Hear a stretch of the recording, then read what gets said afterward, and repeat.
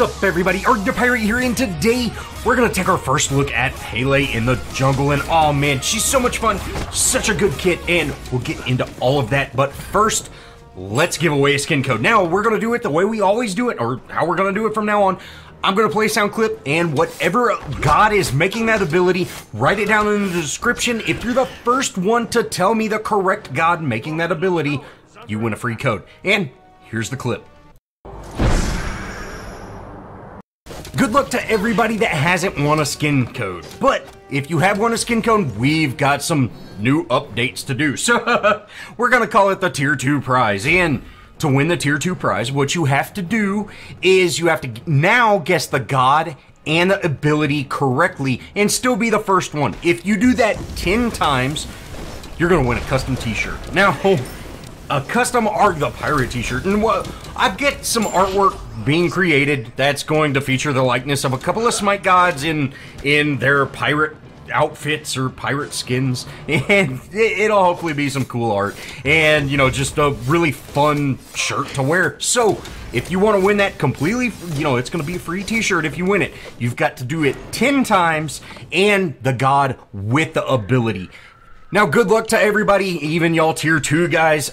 Now, I have not got the shirts made. Once I get them made, I'll go ahead and, you know, get a picture out to y'all. And I'll probably have a merch store thing to where you can just buy them if you want the t-shirt. I'm not going to blast it with Arrg The Pirate logo stuff. It's going to be a cool t-shirt that I would want to wear in public. So, hopefully, it looks awesome, everything like that, and I will let you know as soon as we get them developed. But good luck to everybody. Alright, now we got to get into this build. Now, I've played Pele for about 30 minutes now, and I've tried a different build with her every game.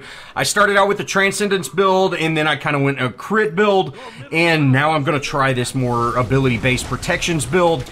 And every single match I've played, I've been lucky enough to get her 3 times, but all 3 matches have ended at 10 minutes, and y'all know, at 10 minutes you can't really get a whole lot into a build. So the one thing I do know is Transcendence is probably not the best on her because she does not use any mana. So by having, you know, 300 mana in that MP5, you're missing out on just having an awesome other ability with Pele, you know. So really, I think something like Jotun's Wrath and Transcendence are just not going to be worth it right now.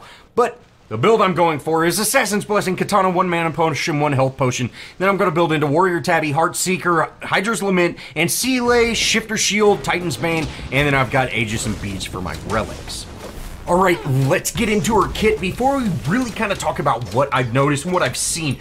And first up, we have her passive, Everlasting Flame. When Pele drops below 50% health, her flames set her alight, and she gains increased physical power, lifesteal, and ability lifesteal. This passive has a 20-second cooldown, and you get 5 power plus 2 per level, 40% lifesteal, 20% ability lifesteal, and the duration lasts for 6 seconds. So basically, once you get below 50, you get 6 seconds, and if you keep dropping lower after that 20 seconds, it will reset. So really, you have a 14-second window of that passive not working. Next up, we have her 1, Pyroclast. Pele flourishes and fires out a magma orb ahead of her in a line. Once the projectile reaches a maximum distance, it hovers for a brief instant, solidifies, and then returns to her back in pieces, damaging enemies on the way back. The number of shards returning is dependent on the rank of the ability. Pele has 2 charges of this ability, which I didn't even realize she had 2 charges during this game, so you see me, I'll only use 1, but it kind of returns to you in the way Thor's hammer does. It goes back to you in a straight line, so you can position it to where it will either hit that minion wave or hit the enemies. Eruption is her 2. Pele fiercely fires energy into the ground, exploding in an area around her, causing damage and knocking up all enemies. At rank 3 and 5, the area expands again at a delay, dealing less damage and a smaller knockup. Basically, at rank 5, this thing erupts 3 times in a larger AoE for those extra 2 stages, and again, it provides that knockup. You know, this is an awesome ability, you know, but it does have this very strange delay.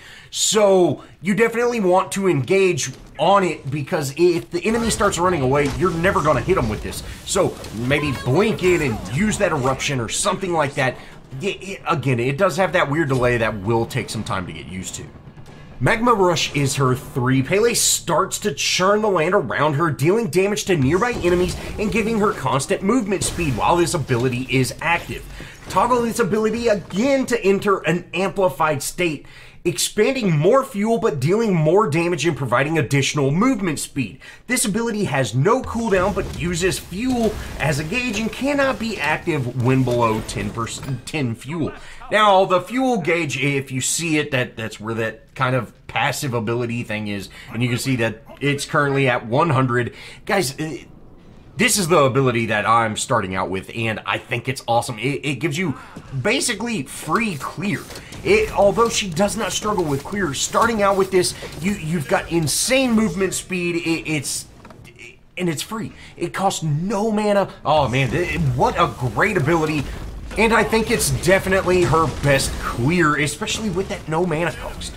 Volcanic Lightning is her ultimate. After a short warm-up, Pele dashes forward, dealing massive damage and applying a slow to the first god hit, and dealing additional damage to enemies behind in a cone. For 10 seconds or 3 attacks every time Pele hits an enemy with the basic attack, additional damage is dealt behind the enemy as well in that same sort of cone. Now, instead of having my typical video where, you know, I talk about gameplay and things like that, let's just talk about Pele. And guys, let me know if y'all like this style of video for new gods over the, you know, my typical type of videos, and kind of just breaking them down, giving my first thoughts, because, you know, y'all might want to pick them up. Maybe I can, you know, encourage or discourage you from picking them up. Let me know what y'all think, but okay, let's kind of, you know, we went over her kit. Her kit is absolutely awesome. Her 3 is completely free. She doesn't use mana, and the first time I played her, I went Transcendence right off the bat.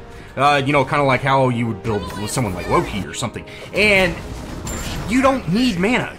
She just does not need mana.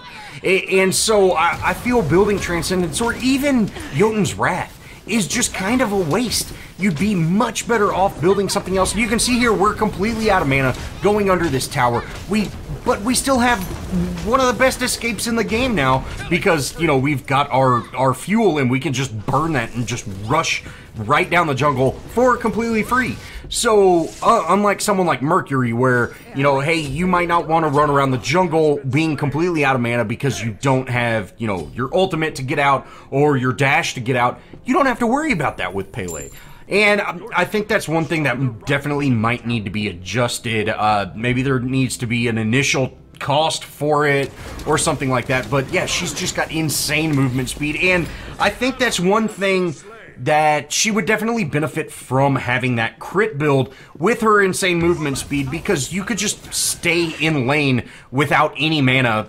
Because, you know, hey, you hit like a truck, your basics are going to hit for 700, and you've got this insane dot movement speed while you're just constantly flying around everywhere. You know, I definitely see a crit build being very, very strong on her, even though, you know, I kind of feel that she'd benefit from that ability build as well. Now, one thing you definitely have to get used to is her 2 and her ultimate have these weird kind of delays with them, and although they're not impossible to get used to, her 2 definitely will not go where you want it to go the first time you use it. You know, you'll hit it and then you'll move out of the radius of it, or you're chasing someone down going, okay, I'm gonna stun them and hit it, and it doesn't even come close to hitting them. So really, you definitely want to engage with your 2 because it does have that slow wind up as well as the kind of radiating circles. You know, they start out small, and you know that's just something to consider. Now, if you see here, we're actually going to use her 3 to get out. We should have died here, but you know, hey, we do it, and you can see we're using her 3. We're able to burn that out, and we're able to get out of there. And, you know, our Raven rotated over so we wouldn't, you know, their Baron couldn't chase us, but really, with him using all those abilities and us Aegising out, the movement speed that we have is so insanely fast that they're never going to be able to catch us. Awesome ability, but again, my biggest concern about it is it's completely free. Well, I'll definitely work on getting a more solid build with her once the kind of meta gets established with her, but the enemy team, of course, ends up surrendering here in a second. But thanks for watching, guys. Let me know how y'all like this video, and let me know about the tier 2 prizes, guys. But if you did enjoy, show me some love, leave me a comment, think about subscribing, and as always, I'll see y'all in the next video.